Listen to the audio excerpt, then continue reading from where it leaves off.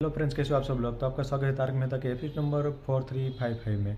भाई इसमें भाई जेठल बुरी तरह से फंस गया, क्योंकि जो व्यक्ति उसके साथ डील करना चाहता था वो 11:30 बजे ठीक उस दुकान पर पहुंच गया है और जेठालाल अभी तक नहीं पहुंच पाया। और वो जो टैक्सी वाला है ड्राइवर के साथ अभी भी व्यस्त है, क्योंकि वो ड्राइवर उसको जाने नहीं दे रहा है। और यहाँ पर जो डील फाइनल करनी थी उसका अभी क्या कहते हैं टाइम बहुत नज़दीक आ गया था। 11:30 तो बज गए थे, अभी तक जेठालाल भी नहीं आया। और वो गुस्से से लाल पीला हो रहा था कि भाई कहाँ पर है जेठालाल, ऐसा सब कुछ पूछ रहा था। पर अभी तक बाघा और नटू काका ने सब कुछ क्या कहते हैं कि भाई संभाल रखा था कि भाई सेठ जी आप जल्दी आ जाओ, हमने इसको अभी संभाल के रखा है। क्योंकि भाई वो तो जाने का नाम ले रहा है, क्योंकि उसको एक दूसरी मीटिंग भी थी, वहाँ पर उसको पहुँचना था इसीलिए। तो भाई उसको फलूदा पिलाते हैं, फिर कुछ ना कुछ बहाना बनाते हैं कि हमारे सेठ जी अभी आ जाएंगे, सब कुछ ऐसा सब कुछ वैसा। फिर होता है ऐसे है कि वो कहता है भाई तुम अपने सेठ जी को पूछो कि कितने मिनट में वो आ जाएगा। तो वो कहता है कि भाई 15 या 20 मिनट में आ जाएगा। तो भागा कहता है कि नहीं, आप सेठ जी ये बताओ कि आप 20 मिनट में आ जाएंगे। तो कहता है ठीक है मैं 20 मिनट में आ जाऊँगा। बट वो टैक्सी वाला है ना भाई जेठालाल का पीछे ही नहीं छोड़ रहा था।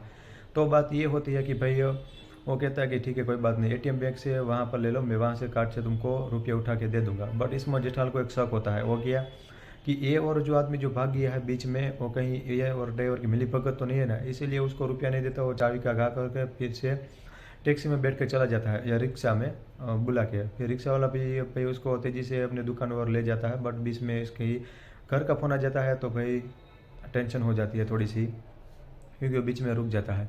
फिर जेठा कहता है कि कोई बात नहीं, चलो मैं चल के चला जाऊँगा।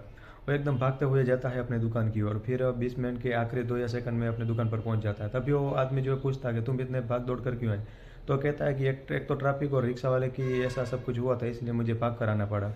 हाँ, क्योंकि ये सब कुछ तो हो गया था और वो पहुंच भी गया टाइम सर, और वो डील भी फाइनल होने वाली थी।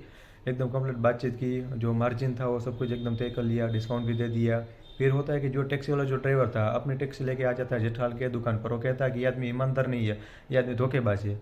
और जेठालाल कहता है कि नहीं ऐसा सब कुछ नहीं है। पूरा का पूरा जो वाक्य था, जो क्या कहते हैं कि किस तरह से वो मुसीबत में फंस गया था, वो सारी की सारी कहानी बताता है जो व्यक्ति आने आया था डील करने।